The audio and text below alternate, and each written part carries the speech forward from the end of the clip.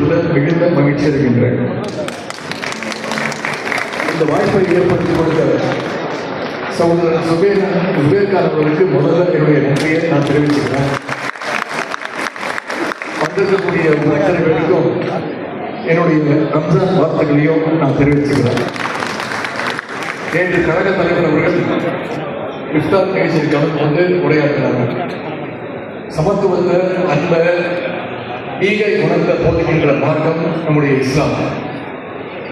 திராவிட இயக்கத்துடைய கொள்கையும் இஸ்லாத்துடைய கொள்கையும் அடிப்படையில் ஒன்றுதான்.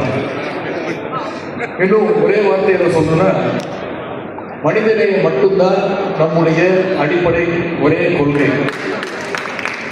அதனால திமுக ஆரம்பிச்ச நாள்ல இருந்து இந்த இயக்கத்திற்கு நீங்க அத்தனை பேரும் பக்கபலமா இருந்துட்டு வரீங்க. இன்னைக்கும் நம்முடைய கழக தலைவர்களுக்கும் நீங்க தான் பக்கபலமா உறுதுணையாகவும் இருந்துட்டு வரீங்க. நமக்குள்ள இருக்கிறது சகோதர பாசம். எவ்வளவு முயற்சிகள் நடந்தாலும், எவ்வளவு சூழ்ச்சிகள் நடந்தாலும், திமுகவுக்கும் இஸ்லாமிய பெருமக்களுக்கு இடையே இருக்கின்ற அந்த உறவை யாராலும் பிரிக்கவே முடியாது. கலைஞர் அவர்கள் ஆட்சிக்கு வந்தோடனே முதல் முறையாக மிலாது நபிக்கு அரசு விடுமுறை அறிவித்தவர் டாக்டர் கலைஞர் அவர்கள். உருது பேசும் முஸ்லிம்களை பிற்படுத்தப்பட்டவர் பட்டியலை சேர்ந்தவரும் டாக்டர் கலைஞர் அவர்கள் தான். இன்னும் சொல்ல போன 20 இஸ்லாமியர்களுக்கு பிற்படுத்தப்பட்டவர் அந்த 20 3.5 விழுக்காடை கொடுத்தவரும் டாக்டர் கலைஞர் அவர்கள் தான். காகிதத்தினர் அவருடைய பெயரை கல்லூரிக்கு சூட்டியவர். இப்படி இஸ்லாமியர்களுக்காக கலைஞர் செஞ்சதை நான் அடுக்கிக் கொண்டே போகலாம்.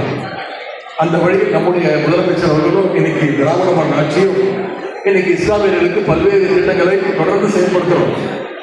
ஹஜ் புனித பயணம் மேற்கொள்ளும் இஸ்லாமியர்களுக்காக 39 கோடி ரூபாய் மதிப்பீட்டில் தமிழ்நாடு ஹஜ் கட்ட அடிக்கல் நாட்டப்பட்டிருக்கு. தொன்மையான பள்ளிவாசல்கள் மற்றும் தர்காக்களை எல்லாம்